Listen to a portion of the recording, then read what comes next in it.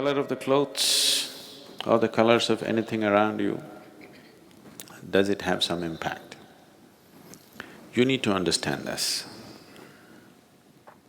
How color happens, first of all. Why seems to be white right now is because when the light falls on it, it reflects all of it, so it looks white. Why this seems to be red right now is not because it's red, it is just that it holds back all the colors and only reflects red. That's why you're seeing red. And what is red for you may not be red for some other creature. If you dress up really jazzy colors and go and stand in front of your dog, he looks at you in an uninterested way because he doesn't see any color, he sees everything black and white. Do you know this? Don't dress up for him, okay? Dog lovers, I'm saying. You wear only black and white, dog lovers. Nothing else works. You don't impress him with red, green, blue and whatever. So color is not what it is, color is what it gives away. What you reflect will be your color, what you hold will not be your color. This is the nature of life, not just of color. This is the nature of life itself. Today, if you radiate love, people will see you as a loving human being. If you hold back all your love because you have a love bank, you're full of love but you don't radiate, people will think you're that. If you radiate joy, people will think, oh, he is a joyful person. If you are a joy bank, you held back all your joy because you want to take it to heaven, people won't experience you as a joyful human being, isn't it? What you give away is always your quality, isn't it so? So that is not just for a human being, that is the nature of the existence itself. What is thrown away is the quality of that substance. Now this reflects everything, so this is white. That reflects only red, so it is red. That reflects only blue, so it is blue. Everything else is held back. What it holds back, you don't see. What it gives away is what you see. So, how is color significant for human consciousness as such, or for any kind of spiritual process? It is significant in the sense that the color that you reflect will naturally add to the aura that you carry. People on the ascetic path don't want to wear anything because they don't want to add any new things to them. They just want to work with what they have, they don't want to take on anything more. What you are right now, to work that out is quite substantial. Adding one more thing and one more thing, it complicates. So they don't want anything, they walk naked. If socially walking naked is difficult, they will put on one little loincloth so that socially there is no issue. But the idea is, they don't want to take on anything more than what they are. They know what they are is substantial. There are other aspects to it, that's different. I'm saying about the color. So orange, the chakras in the body, all the 114 chakras, or rather 112 chakras ascribe to some color. The two do not ascribe to any color because they are not physical in nature. Anything that's physical in the existence naturally reflects light. You understand what I'm saying? Anything that's physical in the existence reflects light. Once it reflects light, it will have color in your perception. It may not have any particular color, or it may not have the color that you're seeing. You are only seeing what's being reflected. What you're seeing is the reflected light. You are not seeing the color of the substance that you're seeing. You're not seeing color of the thing that you're seeing. You're only seeing the color of the reflected light. Black reflects nothing. It holds back everything, so it becomes black.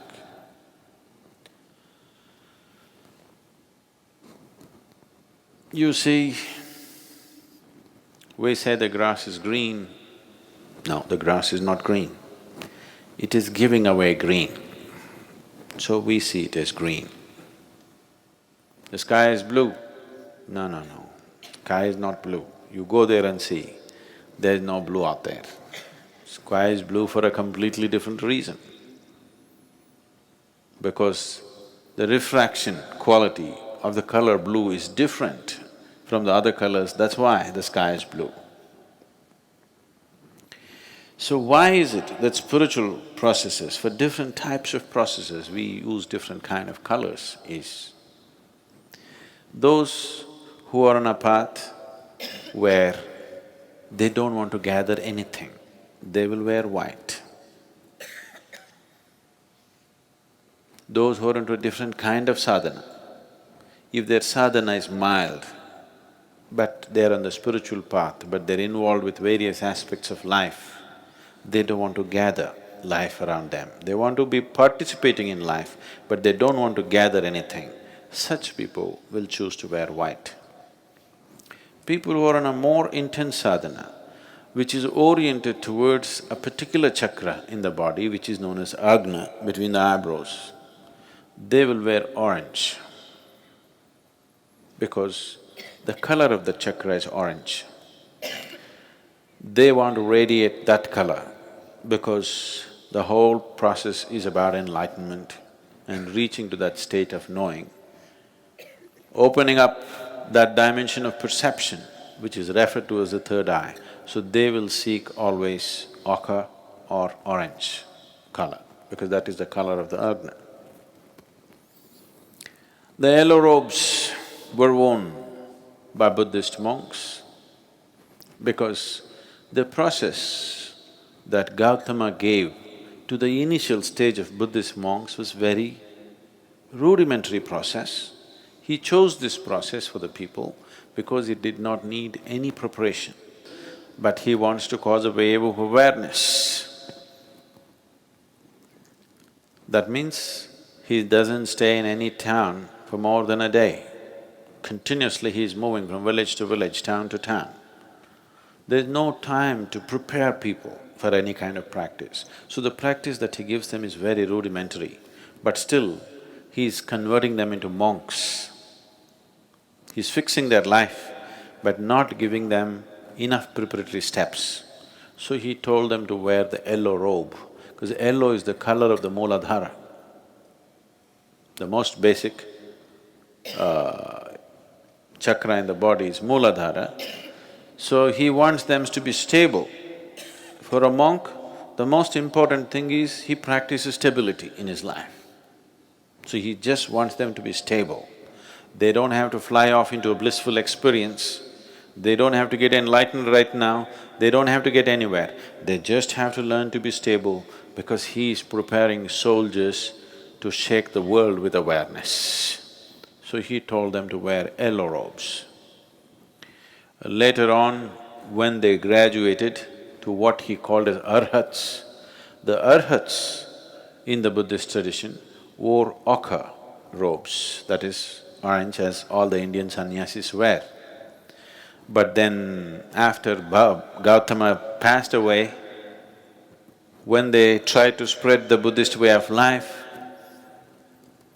people in India, there were at least 30% of the population were sannyasis or monks by nature. By culture, it was just like that. So this one more set of monks, they just accepted them and they became kind of part of them. They couldn't maintain a distinct identity. So from ochre, they shifted to a little more maroonish color, more for an identity's sake, because they would simply mix with all the other yogis and monks who were walking all over the place. So they wanted to set up a distinct identity, so they switched to a little maroonish color later on. But the basic Buddhist color is still yellow, because yellow is the color of the Mooladhara and it can be taught without preparation. No preparation, no teaching, no nothing, a simple process just to stabilize and stabilize and stabilize. Such a process is taught when you are charting out a spiritual path for a few lifetimes. See, that tradition still continues in the Buddhist way of life. They keep coming back and coming back to do more work and more work because the process is such, it's of stabilization, not of realization. So that's why the yellow. Devi is always red because red is the most vibrant color. Of all the colors, red is the most vibrant color and feminine represents that. Whether you like it or not, there is a longing in a woman to be like a flower because nature has given that possibility for her. There is a certain quality in the feminine which is flowery. So, when we say flower, the first thing that comes into most people's mind is always red. A red flower is always the real flower. Other things are on the way. Red is vibrant. It is the color of vibrance. Devi, or the feminine form of the divine, is the most vibrant form of divine. Something nobody can miss. The reason why, even if there are other bigger temples, in every village, in every town in India, we will set up a Devi temple. You walk into the Devi temple, she hits you in the face, you can't miss it because it's vibrant. The color of vibrance is always red. It doesn't matter what kind of a person you are, if you come dressed in full red clothes, suddenly people will think you're vibrant even if you are not. Yes or no? Red dress suddenly sets you off like you're vibrant. And to do certain type of sadhana, which is Devi-oriented, red is needed. The most important things in your life are usually red, you know. Your blood is red. It's not red enough, you go down, you know. Flowers are red, the rising sun can become reaching towards red. Anything that you consider as vibrantly alive, you tend to paint it red because there is a connection between red and vibrance. And Devi is manifestation of vibrance that you cannot miss. So, the Devi temples always have very active involvement of red. In many ways, only red flowers are used. Blood is spilled all over the place. We don't do the blood business, but one way or the other, it needs a lot of spilling of life. Either you must know how to spill your life just like that without killing yourself. If you do not know the technology, you have to kill. We know the technology, so we don't kill. Somebody else who do not know the technology of spilling life without killing the body, they will cut the body. Most Devi temples have daily sacrifice. So colors have some impact. It definitely influences a few things, but it's not everything.